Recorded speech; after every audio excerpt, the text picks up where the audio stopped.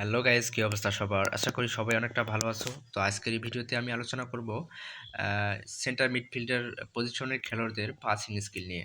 তো আপনারা আশা করি সবাই ভিডিওটি সম্পূর্ণ মনোযোগ সহকারে দেখবেন এবং আশা করি আমি আপনাদের এই ভিডিও থেকে সেন্টার মিডফিল্ডার পজিশনের খেলোয়াড়দের পাসিং স্কিল নিয়ে একটা পরিপূর্ণ ধারণা দিতে পারবো। তো ভিডিওতে দেখতে পাচ্ছেন আমার সেন্টার মিডফিল্ডার পজিশনে আমি হচ্ছে রদ্রিরে খেলাই।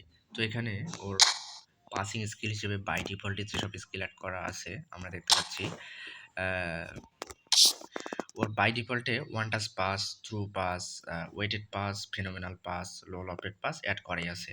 তো এখানে আমি যদি ওর স্কিলগুলোর দিকে একটু ভালোভাবে তাকাই, তাহলে আমি এখানে একটা স্কিল মিসিং দেখতে পাচ্ছি। সেটা হচ্ছে ওর হচ্ছে আউটসাইড কার্লারটা অ্যাড করা নেই, কারণ আউটসাইড কার্লার অ্যাড করতে পারলে ওর পাসিংটা আরও বেটার হবে। তো আমি এখানে ওর আউটসাইড কার্লারটা এডিশনাল স্কিল হিসেবে অ্যাড করে নেব।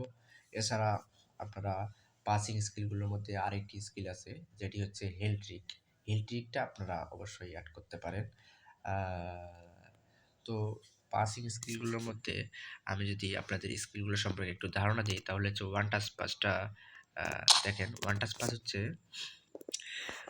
প্রথম স্পর্শে আর কি এক প্লেয়ার থেকে আপনার টিমের আরেকজন প্লেয়ারকে পাস দেওয়া, অর্থাৎ এক স্পর্শে কোনো রকম বল রিসিভ না করি সরাসরি একদম আপনার টিমের যে আরেকজন প্লেয়ার আছে তাকে পাস দেওয়া, এটা হচ্ছে ওয়ান টাচ পাস।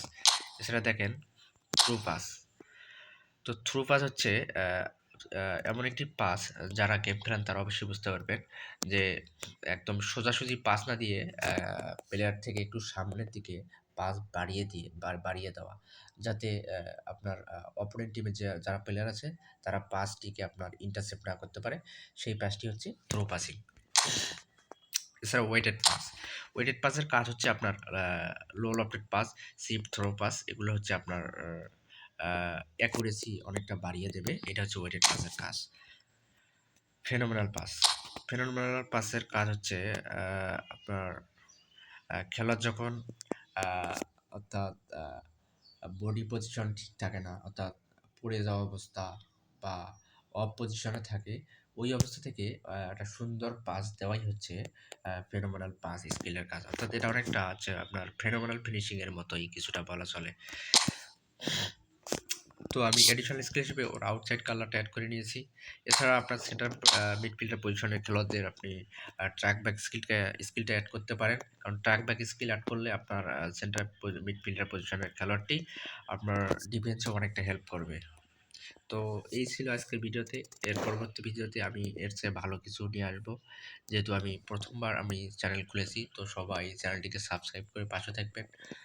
তো আল্লাহ হাফেজ, সবাই অনেক ভালো থাকবেন। বাই, আজকের মতো এখানেই। তো পরবর্তীতে দেখা হচ্ছে অন্য কোনো ভিডিওতে।